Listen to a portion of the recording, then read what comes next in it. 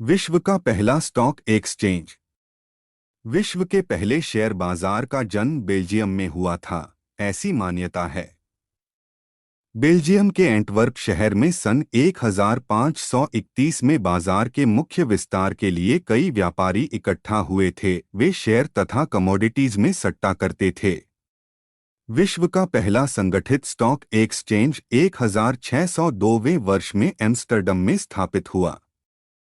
18वीं सदी के अंत में न्यूयॉर्क स्टॉक एक्सचेंज अस्तित्व में आया, जो आज विश्व के शक्तिशाली एक्सचेंजों में गिना जाता है।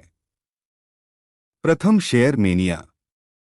सन 1850 में भारत सरकार ने कंपनीज एक्ट 1850 पारित किया और शेयर ट्रेडिंग का एक नया मार्ग खुला। नया इसलिए क्योंकि उसके पहले भी शेयरों का सौदा तो होता था, लेकिन नाम मात्र के लिए ट्रेडिंग के लिए बड़ी संख्या में शेयर उपलब्ध हुए बिना इस प्रवृत्ति को गति मिलना संभव नहीं था। उन दिनों में कॉमर्शियल बैंक, चार्टर्ड बैंक, दी ओरिएंटल बैंक एवं बैंक ऑफ बॉम्बे जैसे मुख्य बैंक स्टॉक जैसे कुछ शेयर ही उपलब्ध होते थे।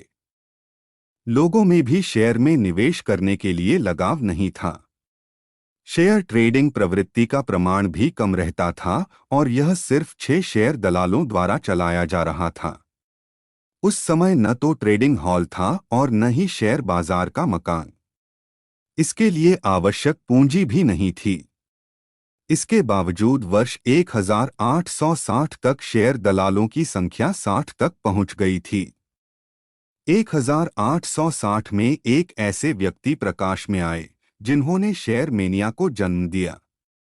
उनका नाम था प्रेमचंद रॉयचंद। वे पहले भारतीय शेयर दलाल थे जो अंग्रेजी लिख पढ़ सकते थे।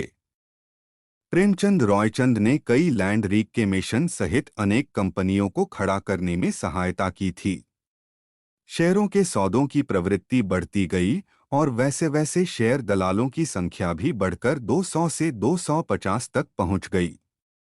इसके बाद सन 1865 में अमेरिकी गृहयुद्ध का अंत होने के परिणामस्वरूप इसके विकास के लिए भारत में आने वाली पूंजी के प्रवाह में कमी आ गई और शेयर मेनिया का भी अंत हो गया। रातों रात शेयरों के भाव नाटकीय ढंग से नीचे गिर गए। परिणामस्वरूप शेयर दलालों के कामकाज ठप हो गए, जिसकी वजह से शेयर दलालों की एसोसिएशन का विचार उनके मन में आया और शेयर दलालों ने एकजुट होकर 1868 व 1873 के बीच एक गैर औपचारिक एसोसिएशन का गठन किया। 1874 में इन दलालों ने नियमित सौदा करने के लिए एक स्थल की खोज की, जो आज दलाल स्ट्रीट के नाम से प्रसिद्ध है। 3 दिसंबर 1887 को शेयर दलालों ने इस एसोसिएशन को औपचारिक स्वरूप प्रदान किया और the native and stock brokers association का जन्म हुआ।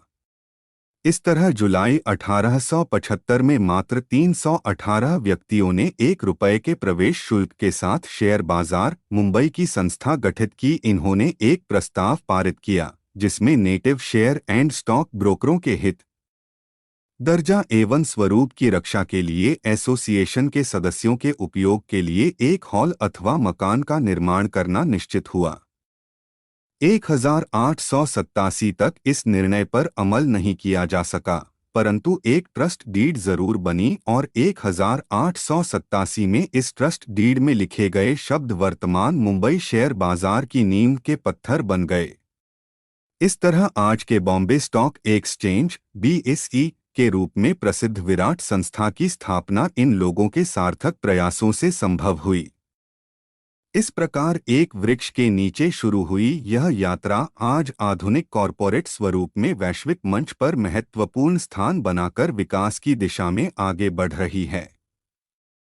इस संगठित स्टॉक ट्रेडिंग की शुरुआत 18वीं सदी में ब्रिटिश ईस्ट इंडिया कंपनी द्वारा उसकी विविध प्रवृत्तियों और पूंजी उगाही के लिए जारी हुए टर्म पेपर्स की ट्रेडिंग द्वारा की गई, जिसके साथ ही commercial bank, mercantile bank of Bombay जैसे बैंकों के शेयरों में भी ट्रेडिंग की शुरुआत हुई। ये भाग यही समाप्त हुआ। अगले भाग के लिए कृपया इस वीडियो को लाइक व चैनल को सब्सक्राइब जरूर करें ताकि अगला भाग आपको आसानी से मिल सके। धन्यवाद।